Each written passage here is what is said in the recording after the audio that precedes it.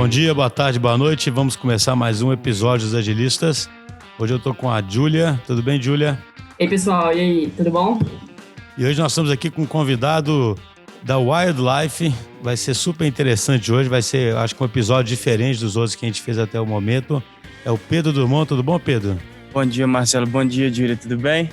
Ô Pedro, conta pra gente um pouquinho da sua história e da história da Wildlife. Pra gente começar. Melhor do que eu falar o que é a empresa, você já explicando o que é a empresa para os ouvintes? Legal, vou falar rapidinho sobre mim e depois a gente entra na parte mais interessante, que é a empresa. Então, eu sou engenheiro de produção, formado pelo FMG, então, da mesma escola que você e a Júlia. E eu saí de Belo Horizonte logo uns 6, 7 meses depois que eu formei para trabalhar com consultoria em São Paulo. Isso foi em que ano? Foi em 2016, acho que 2016. Depois preciso de conferir no LinkedIn, mas acho que é isso mesmo. E aí trabalhei um ano com consultoria e no final desse ano me chamaram para ir para, na época, TFG, que hoje é Wildlife, para trabalhar na parte de User Acquisition. Na época, a área de User Acquisition tinha 4 pessoas e o objetivo, assim, já era muito grande, era se transformar na melhor área de User Acquisition do mundo. Então, hoje o time tem mais de 30 pessoas, a gente tem um time muito legal lá que a gente construiu. O meu chefe, que é o Vitor Lambertucci, que é um cara incrível, e me chamou para trabalhar com ele. E um dos objetivos que ele me chamou para trabalhar com ele nessa época foi para ajudar a estruturar esse crescimento do time. E desde então trabalhei 2 anos com User Acquisition.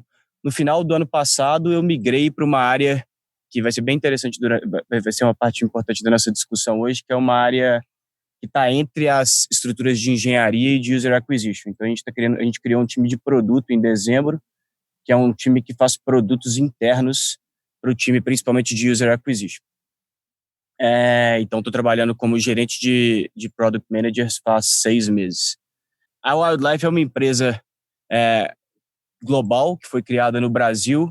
Ela existe há 9 anos agora. Ela foi criada por 2 irmãos, que são engenheiros formados na Poli.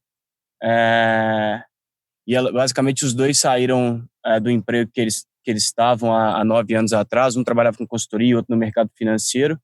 Eles voltaram para casa dos pais para codar o nosso primeiro jogo, que foi o Racing Penguin, né? O primeiro, assim, eles entraram para casa para aprender a programar jogos mobile e fizeram o nosso primeiro sucesso, que foi o Racing Penguin. Lá atrás eram os 2 trabalhando. Tô no sítio, então os cachorros vão latir um pouquinho. Normal. Hoje em dia, em tempos de quarentena. Eu fugi para um lugar que tem mais espaço. Então, desde então, assim, a empresa lá atrás fazia diversos jogos um pouco mais numa pegada hipercasual e de uns tempos para cá a gente diminuiu a quantidade de jogos que a gente faz por ano. Então, hoje a empresa tem mais de 70 títulos lançados na história dela. E de uns tempos para cá a gente focou em jogos muito mais complexos e em que o jogador se engaja muito mais. O nosso objetivo no final do dia é fazer um jogo que vai marcar uma geração. Então a gente teve diversos sucessos na história da empresa. A gente teve primeiro o Racing Penguin lá atrás, que inclusive quando eu migrei para a empresa era um dos jogos que eu já tinha jogado da empresa. A gente lançou o Bike Race, que foi um dos maiores jogos, se eu não me engano, ficou em primeiro lugar da loja dos Estados Unidos em download durante mais de 3 meses. Depois lançamos o Sniper 3D, se eu não me engano, ali em 2014, 2015, que, enfim, é o maior jogo first-person shooter da história de mobile, e desde então foi o maior sucesso da empresa. Lançamos o Castle Crush, War Machines, que são jogos multiplayer, e lançamos vários jogos, alguns jogos de colorir. Então, é engraçado, né, que esses jogos de colorir são, assim, basicamente, dos últimos jogos que a gente lançou, são os únicos jogos que nós construímos vários jogos em cima do mesmo gênero. Então, a gente teve sucesso com Color by Number, Colorfy e depois o Paint by Number. E no ano passado a gente lançou outros 2 jogos muito grandes em que a gente investiu muito neles, que foram o Zuba e o Tennis Clash, que hoje, enfim, são jogos que estão fazendo um sucesso grande aí. No final do ano passado a gente apareceu como uma das 20 maiores empresas um dos 20 maiores desenvolvedores das Américas em receita, e a única empresa do Brasil nessa lista. A única empresa não, se eu não me engano, a única empresa não dos Estados Unidos nessa lista. Então foi um negócio bem legal. Cara, mas só como é que surgiu essa, não sei se você conhece, mas como é que os dois tiveram essa ideia, cara, de largar os empregos em casa, codificar um joguinho? Como é que foi isso, hein? Olha, a parte da história que eu conheço é e aí talvez eu vou receber um xingo depois na empresa se eu falar as coisas erradas. Mas a parte da história que eu conheço é o seguinte: o Arthur, que é o irmão mais velho, né, chamou o Vitor e basicamente assim, a ideia era que era uma indústria que estava surgindo. Na época nem tinha muito jeito de monetizar esses jogos. Se eu não me engano, só se monetizava por anúncio. O Vitor, assim, os dois irmãos, né? O Vitor confiou no irmão e eles voltaram para casa para tentar, de alguma maneira, tentar a sorte nessa indústria que estava surgindo, né? E foi um sucesso incrível, foi uma sacada enorme, né? Então, permitiu que eles, assim, que eles entrassem nesse mercado lá atrás e construíssem esse conhecimento que eles têm hoje, que é, enfim, um dos principais do mundo. Não acho que teve um frame muito, assim, foi um frame de, olha, essa indústria de smartphones está crescendo muito, existe a indústria de jogos no mundo que já é enorme, ela vai migrar para celular, vamos ser um dos primeiros a trabalhar nessa indústria para a gente crescer rápido, aprender rápido e ser melhor do que todo mundo. Então, entendo que foi mais ou menos isso que passou na cabeça do Arthur e do Vitor. Entendi. Não, porque eu imagino que a competição deve ser grande também, né? Deve ter, tem muito jogo, né? E é impressionante vocês se destacarem tanto, porque é difícil, né? Muita gente quer e poucos vão conseguir, né? Verdade. Acho que tem algumas coisas em cima do que você falou aí. Assim, a indústria é enorme, né? Então, é uma indústria que movimenta hoje 70 bi de dólares por ano e que esse ano vai crescer, se eu não me engano, 13% pelas últimas predições.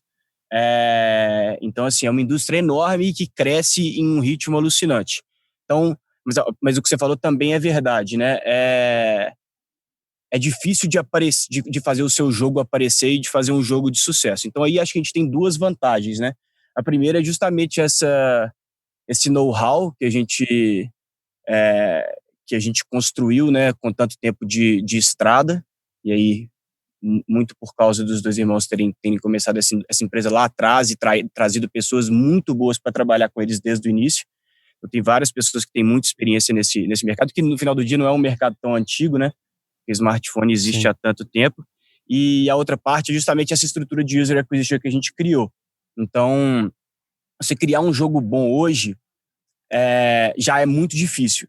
Você criar um jogo bom hoje e garantir que as pessoas ficam sabendo do seu jogo é mais difícil ainda. Então, toda essa estrutura que a gente criou de user acquisition, ela permite que, no momento em que a gente cria um jogo novo, a gente mostre esse jogo e traga uma quantidade tão grande de usuários para esse jogo, que, enfim, a gente entra num ciclo virtuoso em que ele se retroalimenta com usuários. Claro que a gente está sempre com campanhas ligadas e bastante agressivas, mas esse primeiro impulso que a gente dá nos nossos jogos de trazer os usuários para dentro do jogo é bem relevante para a gente, enfim, fazer um jogo que se mantém entre os principais do mundo. E aí a empresa, nesses 8 anos, já teve um total de mais de 2 bilhões de downloads, considerando todos os jogos que ela já teve. Então é uma quantidade enorme de gente mesmo. Então, como é que funciona essa área de user acquisition, hein? E como é que você foi parar nisso? Você veio de engenharia de produção, né? Sim. Como é que surgiu essa oportunidade? E como é que funciona? Assim, tem marketing também? É acompanhamento do pessoal? Vocês trabalham com indicadores? Como é que funciona, hein?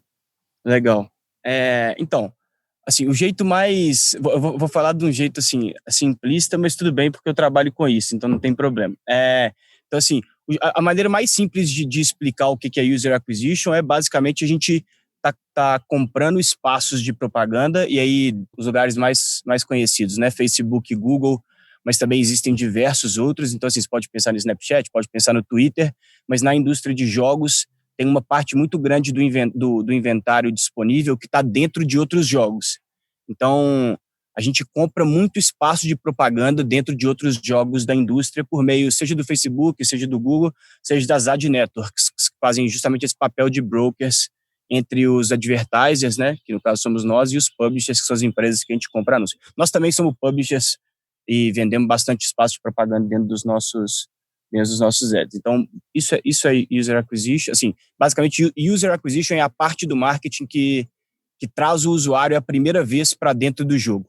Então, a gente não está fazendo campanha de branding, a gente está fazendo Assim, uma parte que hoje cai dentro do time de User Acquisition é a parte de reengajamento do usuário, de engajamento, mas a principal parte dos nossos investimentos de marketing é justamente em adquirir esse novo usuário, né? Então, é fazer com que o usuário tenha vontade de ter esse primeiro contato com os nossos jogos. E Pedro, você falou no início que o objetivo de vocês era ser uma das maiores áreas, né, assim, das melhores do mundo, né, de User Acquisition. Vocês conseguiram isso? Como que você acha que é o diferencial de vocês, assim, nessa Então, área? acho que com certeza mais importante, melhor, uma das melhores do que das maiores. Acho que assim, seria super arrogante falar que a gente é a melhor, e acho que assim, a gente tem muito a aprender para poder dizer que a gente é a melhor ou uma das melhores áreas de User Acquisition do mundo.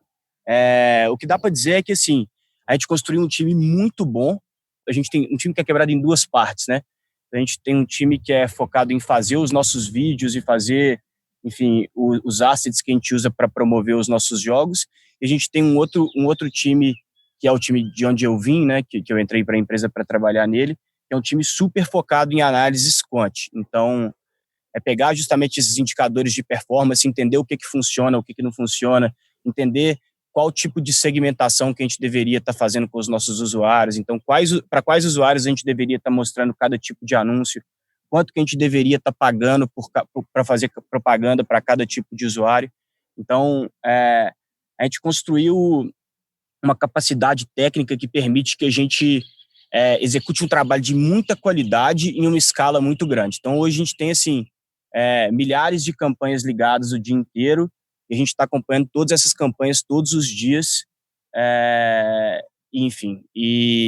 Então, assim, acho que a gente apesar de a gente ter muita coisa para melhorar, acho que a gente conseguiu construir nesses 5 anos, que, se eu não me engano, a empresa já trabalha com User Acquisition, uma estrutura que é bem robusta em termos de indicadores, e principalmente nos últimos 2 anos e meio, conseguimos escalar o time, um time que era super pequeno para um time bem grande, e manter, enfim, um time que assim, eu acho extremamente inteligente. Então, acho que nesse caminho para a gente se tornar uma das melhores empresas em User Acquisition do mundo, acho que a gente está super bem posicionado, tanto pelo que a gente já sabe, quanto pelo time que a gente conseguiu construir, que é de várias pessoas, tanto jovens, tanto com tanto de experiência na indústria, mas muito bons. E vocês trabalham muito com experimentação? Vocês conseguem fazer muito teste AB? Muito. Saber exatamente que tipo de anúncio funciona, qual que não funciona, aonde, esse tipo de coisa? Muito. Assim, e aí é engraçado, né? Uma das primeiras pessoas que eu conversei na empresa é uma pessoa que a gente chama de Chico. O nome dele é Francisco. Francisco. O nome dele é Rodrigo. O sobrenome dele é Franceschini, por isso que a gente chama ele de Chico. E quando eu estava fazendo a entrevista na empresa, a primeira coisa que ele falou é: olha, a gente trabalha fundamentalmente com método científico. Então, basicamente, o nosso trabalho a gente gera alguma hipótese, a gente testa essa hipótese, e a gente, quanto menos a gente sabe, quanto menos a gente acredita nessa hipótese, a gente gasta menos dinheiro, óbvio, e a gente ou desprova essa hipótese, ou a gente põe um pouco mais de dinheiro, até que a gente aprende sobre essa hipótese e põe ela ou não no nosso dia a dia de operações. E aí sim, a gente faz teste AB tanto na parte de User Acquisition quanto na parte de produto nos nossos jogos. Então, para definir se a gente deveria colocar a feature A ou a feature B dentro do jogo, a gente faz testes AB com os nossos produtos para entender o que é melhor para o nosso usuário, o que é melhor para a empresa. E da mesma maneira para User Acquisition, se a gente vai fazer a campanha A ou a campanha B, em geral a gente testa isso. Na parte de marketing, algumas vezes é muito difícil fazer um teste AB, então a gente acaba fazendo um teste AA e comparando as coisas no tempo. Mas, enfim, a gente tenta sempre fazer o experimento mais robusto e confiável do possível. Quando você fala teste A comparando no tempo, pode explicar um pouquinho melhor? Posso. A gente, enfim, acho que o que eu quero dizer é basicamente que as audiências elas não são necessariamente estatisticamente similares, né? Então, o que a gente está falando é a gente cria uma campanha com o setup A e aí vê qual é o resultado do jogo, e depois cria uma campanha com o setup B e vai ver quais são os resultados do jogo e compara o período A com o período B, fazendo algumas correções relacionadas à sazonalidade. Vocês não conseguem fazer ao mesmo tempo, né? É muito difícil tanto isolar essas audiências do jeito que elas não se afetam, quanto definir audiências que são estatisticamente similares nesse mundo de marketing de performance. O Facebook tem algumas ferramentas que permitem a gente fazer isso, mas dentre as redes que a gente usa para fazer campanha, se eu não me engano, é a única que tem uma ferramenta super boa para fazer isso mesmo. E assim, acho que do meu pensamento mais leigo assim, no universo de games mobile, eu tendo a achar que a audiência de vocês é um público mais jovem. Isso é isso mesmo ou tem de todas as idades? O mundo inteiro joga, né? Então, homens, mulheres, jovens, velhos, adultos, assim. Então, respondendo a sua pergunta, acho que não. Acho que, assim, e de alguma maneira, antes de eu entrar na empresa, eu também tinha esse pré-julgamento de que era um produto mais voltado para o mundo jovem, né? Mas não, acho que a indústria de jogos hoje, ela tem... claro que jogos diferentes, de alguma maneira, interessam a audiências diferentes, mas a indústria de jogos como um todo, mobile, o público-alvo dela é basicamente o mundo inteiro. Todo mundo joga e de todas as idades. E acho que o que é interessante é que ainda de alguma maneira é uma subcultura, né? Então, por mais que alguns jogos tenham crescido e aparecido aí com filmes e ficado super famosos, jogar no celular ainda é uma subcultura, apesar de ser uma indústria de 70 bilhões de dólares anuais. Então, talvez por isso as pessoas não falam tanto sobre o que elas jogam em mesas de bar, nesse tipo de discussão, dá a impressão de que é um nicho menor de pessoas que jogam, mas com certeza não, o mundo inteiro joga aí de todas as idades, todos os gêneros e todos os tipos de pessoas. Entendi. Ô Pedro, pensando na estrutura da empresa, uma coisa que eu tenho super curiosidade é assim, a gente aqui, né, o podcast fala muito sobre as organizações ficarem ágeis, né? E o ágil significa ela ser extremamente adaptativa, responder rápido ao mercado, etc. A gente pega uma empresa igual a Wildlife, que atua no mercado dinâmico, tem muita competição, exige muita criatividade. A gente fica imaginando que para poder dar conta disso tem que ser uma estrutura super ágil, né? Super orgânica, sabe? Você pode falar um pouquinho sobre a estrutura? Como que é a criação do jogo? Como é que é a relação com os departamentos? Você comentou que você está num novo departamento que fica entre o User Acquisition, né, e os jogos. Como é que é esse processo, entendeu? Posso, legal. E aí, se eu travar em algum conceito, vocês dois me ajudam, hein?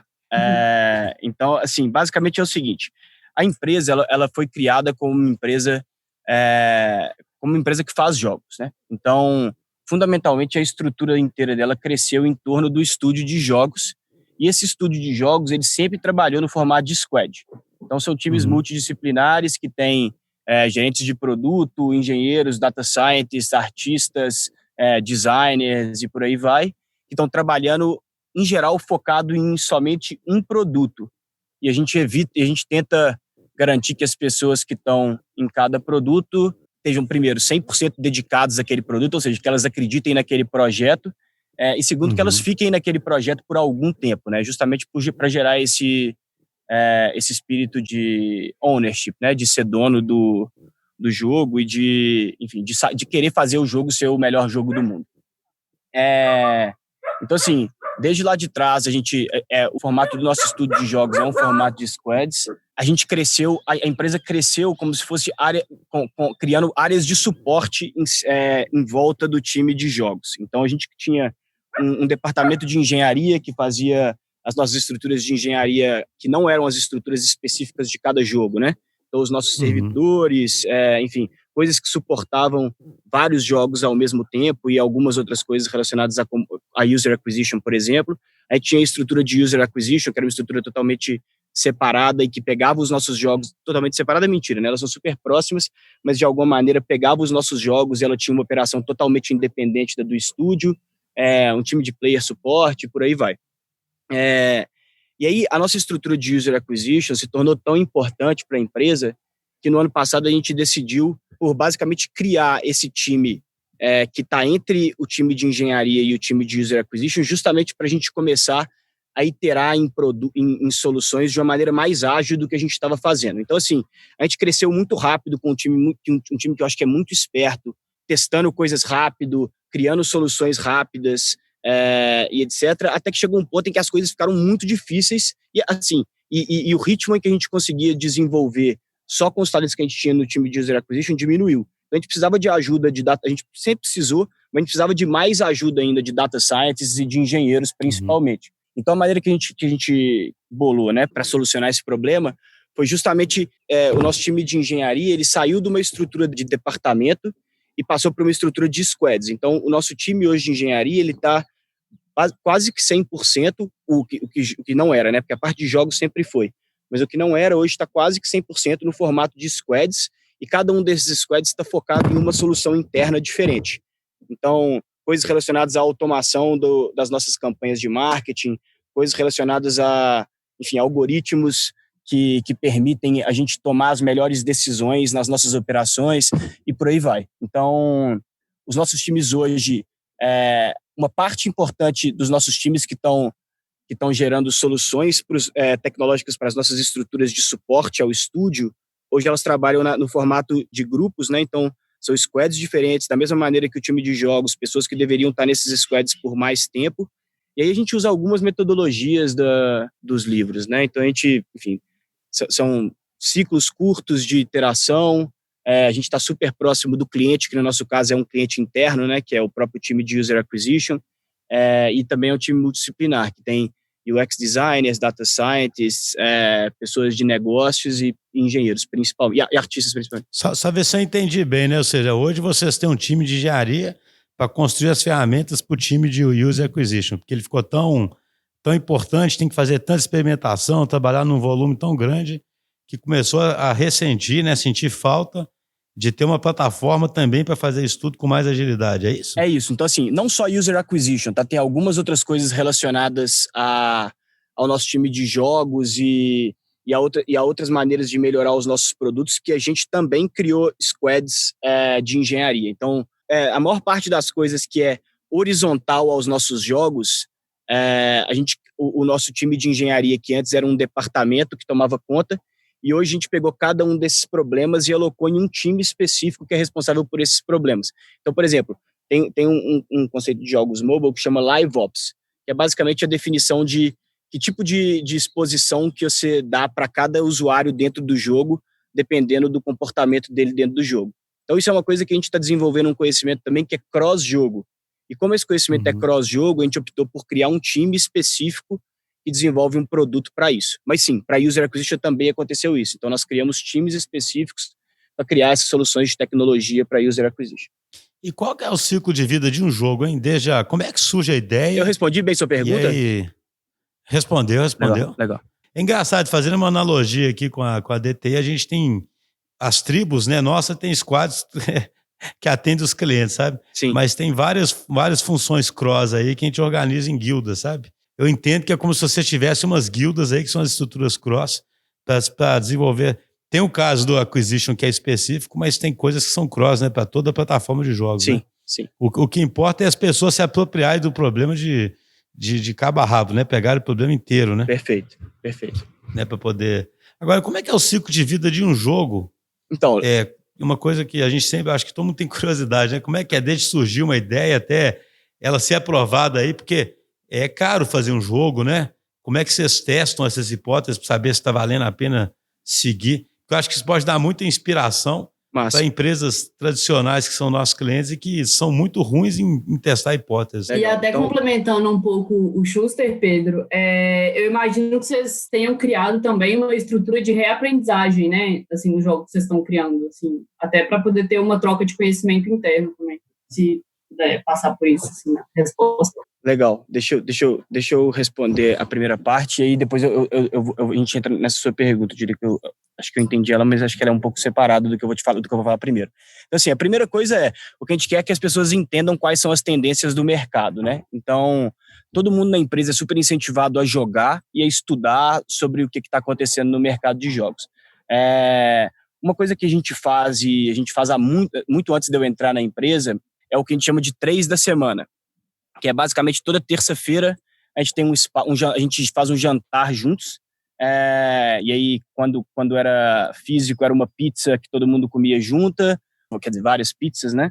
E agora a gente continua fazendo isso remotamente, em que as pessoas expõem produtos jogos que elas jogaram do mercado nos últimos tempos, que elas acharam muito interessantes. sejam interessantes porque os jogos estão muito relevantes, seja porque elas acharam a arte interessante, seja porque alguma dinâmica do jogo é interessante. E então, assim, isso é só um exemplo de como que a gente tenta ficar antenado no mercado. Em relação a como que a gente cria novos produtos, a gente tem basicamente 3 grandes pilares, né? Então, a gente tem o que a gente chama de GDD, que são os Game Design Documents.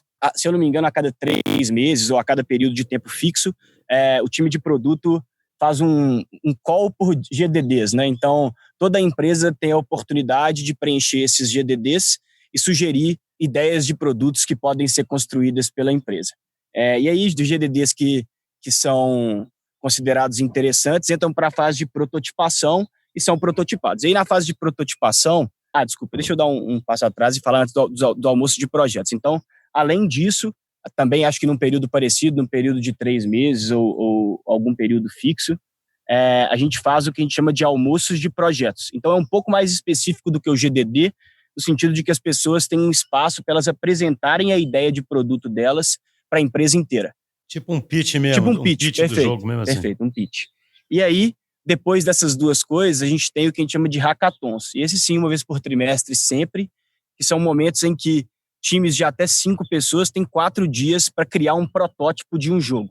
E aí, esses protótipos de jogos podem ser em cima desses GDDs, em cima dos almoços de projetos, e a não ser que isso tenha mudado no curto prazo, as pessoas também podem ter uma ideia que não estava nos GDDs e nem no almoço de projetos. E aí, basicamente, nós temos um time específico de prototipação, que fica fazendo isso sem depender desses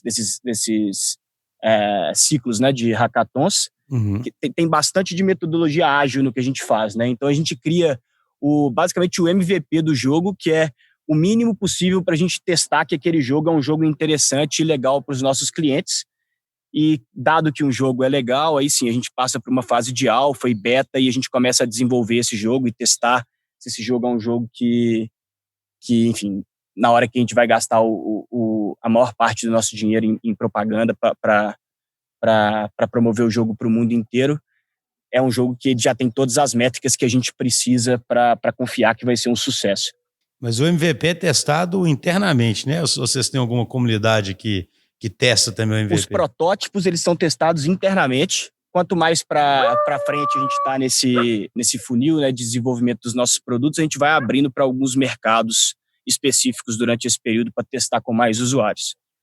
Ou seja, no fundo é um lugar que vai surgindo muita ideia e vocês criam uma cultura boa de defender a ideia, de prototipar a ideia para poder escolher. Mas no final das contas, quem escolhe é um comitê, assim? Como é que é? Esse é um problema que tem diversas vozes que opinam sobre ele, né? Então, com certeza, a voz das pessoas mais experientes da empresa conta muito, né? As pessoas que já fizeram jogos de sucesso e que entendem mais sobre a indústria, elas têm uma voz bem importante na decisão de continuar ou não com um produto. Mas, como tudo na empresa, a gente sempre usa dados para suportar as nossas decisões, né? Então, quanto mais para trás na parte de prototipagem, mais o feeling e o conhecimento específico e o conhecimento de domínio dessas pessoas é importante.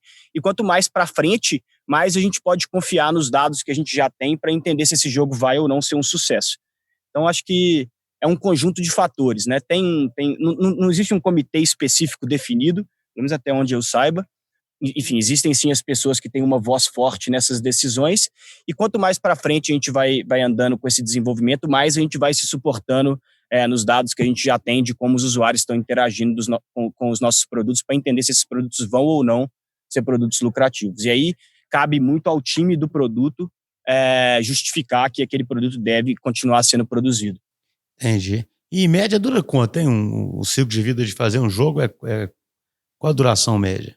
Boa pergunta. Depende muito, né? Então, acho que essa transição que a gente fez de jogos, que eu falei lá atrás, né? Que a gente já fez há algum tempo, mas de jogos casuais para jogos mais profundos, fez com que o nosso tempo de desenvolvimento de um produto aumentasse. O nosso objetivo hoje é conseguir lançar mais de um jogo novo por ano. E acho que essa é uma das coisas fundamentais que a gente acredita que vai enfim, gerar o crescimento da empresa nos próximos anos. Então, de maneira geral, o que a gente espera é que a gente consiga lançar um jogo por ano, né? Considerando desde a etapa de prototipação até o lançamento global em um ano, um jogo novo. Um ou mais jogos, né? Porque no final das contas, a gente, como a gente estava falando, a gente separa isso em times, então a gente consegue fazer isso para vários jogos em paralelo. Mas para um jogo específico, o nosso objetivo é conseguir lançar ele em menos de um ano. E por que essa mudança, hein, para sair de jogos casuais para jogos mais profundos? Então, isso aconteceu já faz algum tempo, né? Uma das hipóteses por trás era o mercado de jogos super casuais e super simples já estava de alguma maneira saturado. Então, estava todo mundo trabalhando nesse mercado de jogos simples e jogos hipercasuais. E a gente viu basicamente o oceano azul nos jogos mid-core, entre um pouco menos do que casuais até mid-core. E assim, acho que deu super certo pra gente, mas o mercado de jogos hipercasuais também continua crescendo e a gente vê várias outras empresas de jogos que estão focadas em jogos hipercasuais fazendo muito sucesso também. Entendi. Eu imagino que tem mais barreira de entrada, quanto mais vai ficando difícil o jogo, deve ter mais barreira de entrada, né? Só que as apostas também são maiores, né? E acho que a outra coisa é que quanto mais profundo é um jogo e quanto mais específico, mais de nicho ele é também, né? Então, quando você pega um jogo hipercasual, ele tem essa vantagem, de alguma maneira, que é um jogo que apela para todo mundo, né? Então, todo mundo, de alguma maneira, jogava a cobrinha no celular, né? Há 10 anos atrás. E tem alguns jogos hipercasuais que são nessa linha de gameplay, né? E de como você interage com o jogo, são super simples e são jogos com uma dinâmica de desenvolvimento super fácil de compreender também. O tamanho do mercado para esses jogos hipercasuais, em termos de número de usuários, talvez seja maior hoje ainda do que o de jogos mid-core e menos do que casuais. Mas, Pedro, quando você fala jogos profundos, são jogos com mais, assim, que retém mais a pessoa durante mais tempo, assim, mais complexo nesse sentido? Qual que é a diferença tácita desses dois tipos de jogo, sabe? Legal. Acho que essa que você falou, com certeza é uma delas. Então, a ideia é que os nossos jogos retenham os usuários bem mais do que um jogo hipercasual e que, de alguma maneira, a gente consiga gerar mais receita de um mesmo usuário também do que um jogo hipercasual. Além disso, acho que, assim, fundamentalmente são as mecânicas do jogo, né? Então, é um jogo que tem uma história por trás, é um jogo que tem mais opções para você aproveitar o jogo do que um jogo hipercasual que, em geral, está baseado em mecânicas mais simples. Então, enfim, ele tem um sentimento de desenvolvimento e de evolução bem mais profundo do que o de um jogo hipercasual. Ele deve gerar mais engajamento, né? Imagina. Ele gera né? mais engajamento, sim. E, ao mesmo tempo, do mesmo jeito que ele gera mais engajamento, o público que vai se interessar por engajar nesse jogo é um público mais específico, né? Que é o que eu estava falando antes. O jogo hipercasual, apesar dele ele reter menos os usuários, é muito mais simples a pessoa optar por dar uma jogadinha rápida e depois deletar. O outro você tem que se esforçar, né? Mas, por outro lado, você fica mais e gasta mais, possivelmente, né? Porque deve ter um universo muito mais amplo de coisas para fazer, né? De possibilidades, Perfeito. Né? Mudando de assunto um pouco... Ah, não, fala aí, Júlio.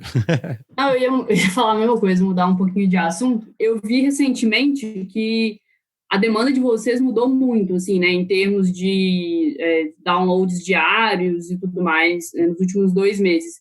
Eu queria que você contasse para a gente um pouquinho como que vocês estão se adaptando internamente, porque até na DTI a gente está tendo uma experiência, assim, de mudança total de foco de alguns times, sabe? Assim, de marketing comercial e tal. E eu imagino que internamente vocês estejam fazendo algumas mudanças também, assim, né? Tipo, pivotando alguns times. Como que está funcionando isso? Está sendo tranquilo? Está sendo difícil? Legal. Basicamente é o seguinte, a gente tá de casa desde o dia 13 de março, se eu não estou enganado. Então, eu tô batendo aqui com uma viagem que eu fiz, que eu saí de férias logo no fim de semana que a empresa foi trabalhar de casa. Então, na sexta-feira, a gente foi fazer um teste de work from home, e aí, já pensando no que estava acontecendo nos países da Europa, enfim, a liderança da empresa decidiu a gente fazer um teste para entender qual que seria o custo e o que a gente precisaria de melhorar se, eventualmente, a gente fosse efetivamente começar a trabalhar de casa. Na própria sexta-feira, a gente já decidiu que a gente ia manter o work from home. Então, ou se não foi na sexta-feira, foi durante o fim de semana que chegou um comunicado. Então, assim, de um teste, isso passou para uma coisa que foi basicamente 100% implementada. E aí ficaram principalmente os nossos times de facilities e de TI trabalhando na empresa para dar suporte justamente para essa transição para o work from home, né? Então, tem alguns acessos de servidores que estão dentro da empresa que a gente precisa de usar VPN para conseguir usar.